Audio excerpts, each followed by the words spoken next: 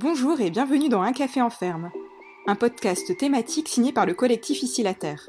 Je suis Juliette et j'interroge ceux qui nous nourrissent, les agricultrices et agriculteurs bien sûr. Nous traitons de sujets d'actualité qui interrogent les consommateurs et qui parfois font polémique.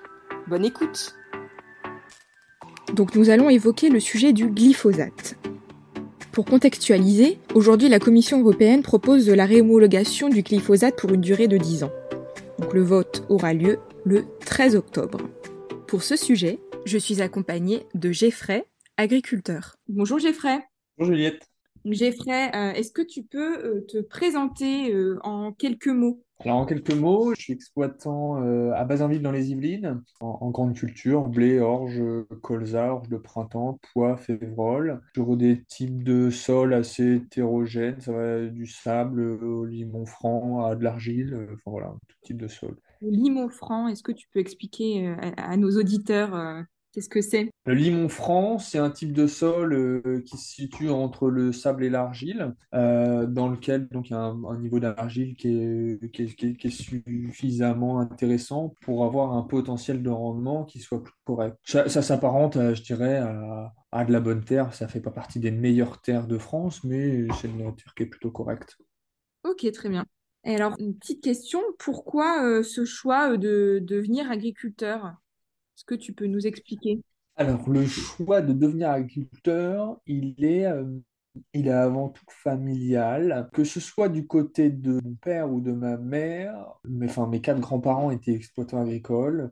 Donc, mes grands-parents paternels, donc à Bazainville, là où je suis, et mes grands-parents maternels en Normandie. Donc, en fait, déjà, j'ai toujours baigné dans ce milieu-là. Donc, en fait, pour le coup, enfin, voilà, c'est pas acquis, c'est inné. C'est dans le sang, quoi, hein, clairement. Bon, voilà, j'ai eu un goût particulier pour la vocation, avec à la fois cette liberté de décider de ce que l'on fait, tout en sachant que ce qui nous guide reste la météo et puis la nature. Tout à fait, c'est vrai que vous avez un métier intéressant sur le fait que vous êtes vraiment au contact réel avec la nature et les différents éléments. Oui, c'est ça, ouais. C'est quand même la météo qui guide nos stratégies, nos applications, enfin, notre travail du sol, quand il fait trop sec ou quand il pleut trop, enfin, voilà, quoi. C'est le climat qui gère un peu notre planning. Mm.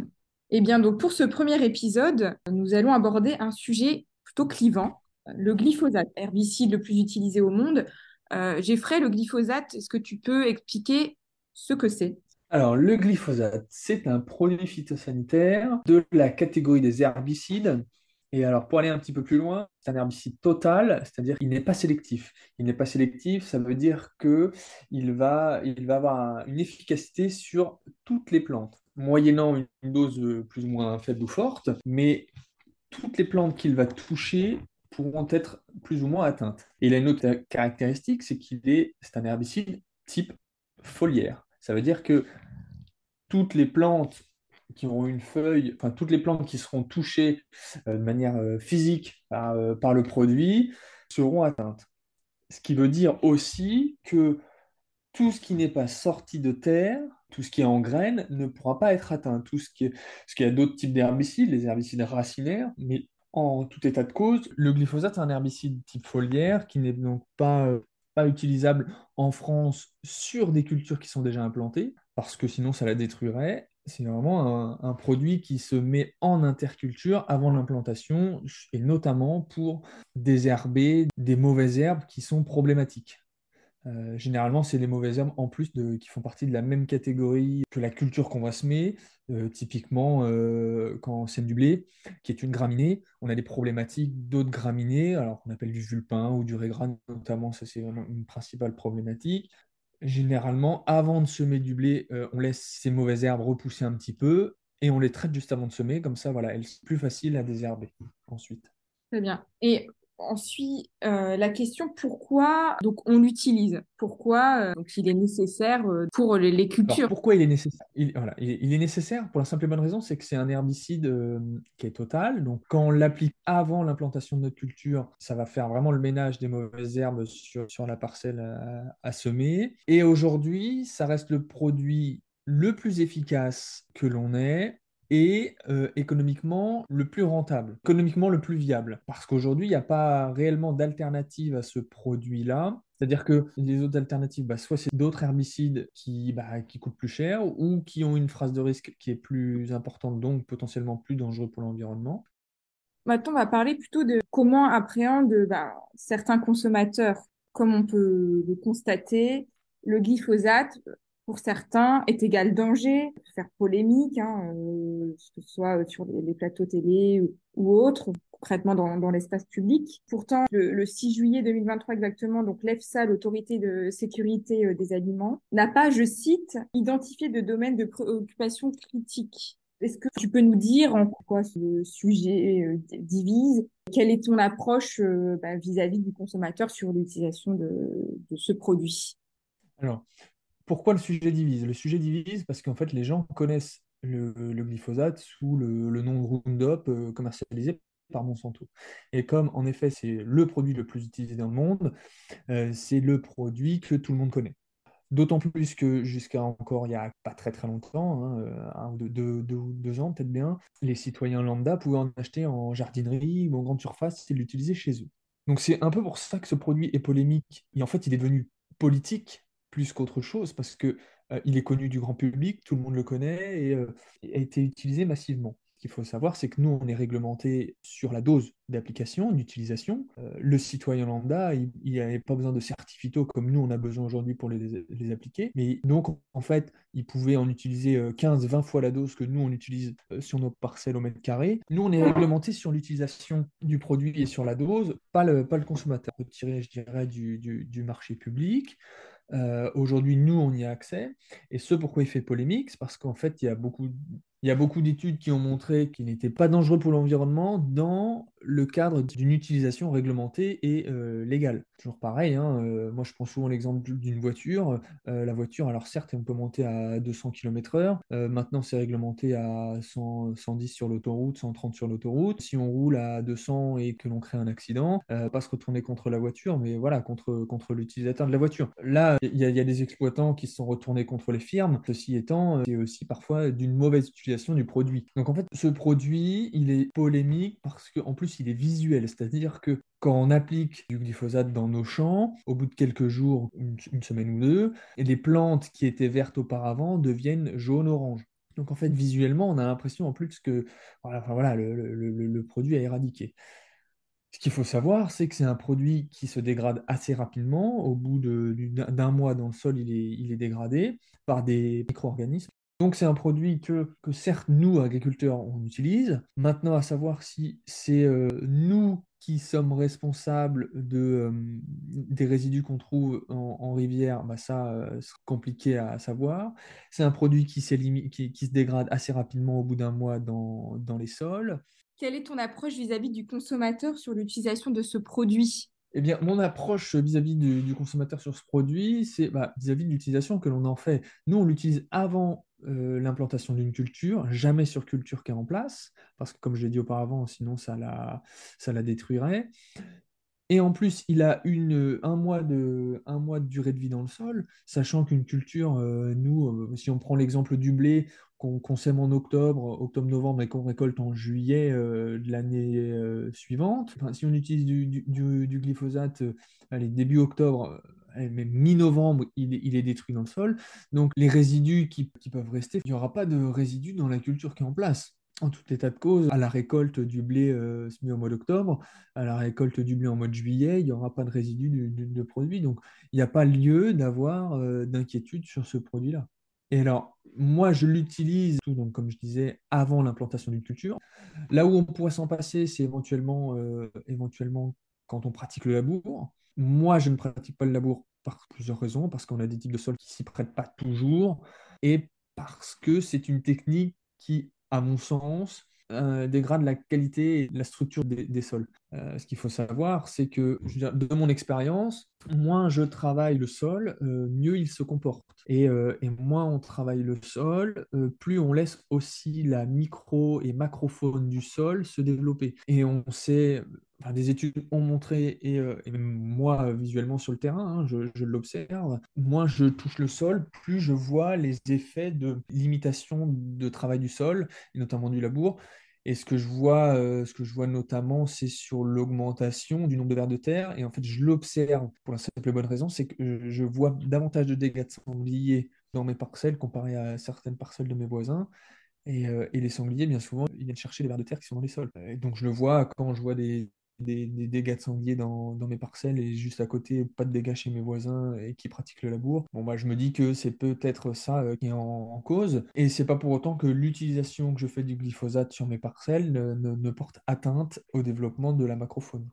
Et d'ailleurs, aujourd'hui, est-ce qu'il existe des alternatives économiques? Alors, en effet, il existe des alternatives. Maintenant, est-ce qu'elles sont économiquement viables ou environnementalement viables? Ça, c'est autre chose. Alors, il y a des techniques type désherbage mécanique. Donc là, c'est plus soit des bineuses qui sont derrière les tracteurs ou ce qu'on appelle des herseteries ou rotatives. Enfin voilà, il y a des outils mécaniques qui peuvent permettre de faire du désherbage, mais ce qu'il faut bien prendre en compte, c'est qu'il faut bien parler de la même chose. C'est-à-dire que les alternatives, je dirais mécaniques, elles sont utilisées une fois que la culture est en place, alors que le glyphosate s'applique avant la mise en place d'une culture. La seule alternative au glyphosate, si on parle d'une même utilisation en quelque sorte, ce serait soit du glyphosate avant de semer, soit du labour avant de semer. Parce qu'en fait, comme je disais auparavant, on ne peut pas appliquer du glyphosate sur une culture qui est en place. Donc une fois que la culture est semée et implantée, là ce sera du désherbage type mécanique, donc ce sera, voilà, comme je disais, bineuse, herséterie, ou alors désherbage thermique, donc au gaz ou avec comme des chalumeaux ou ce genre de choses. Maintenant, est-ce que environnementalement c'est plus viable? Bon, voilà, ça se discute quand même, hein. Et ce qu'il faut savoir, c'est que le désherbage mécanique demande beaucoup de temps de travail, beaucoup de tracteurs, donc aussi davantage de carburant. Enfin, j'ai un collègue qui est en agriculture biologique et qui me dit, bah, j'ai augmenté par 7 mon temps de travail de désherbage dans mes parcelles bio. Alors après, voilà, je ne crache pas du tout sur nos collègues bio, au contraire, hein, ils ont tout à leur honneur et ils font des cultures qui sont parfois remarquables, hein, en termes de propreté. Mais c'est d'autres techniques qui peuvent être discutables, hein, sur le plan économique et sur le plan environnemental. Et tu disais aussi qu'il existait un désherbage thermique.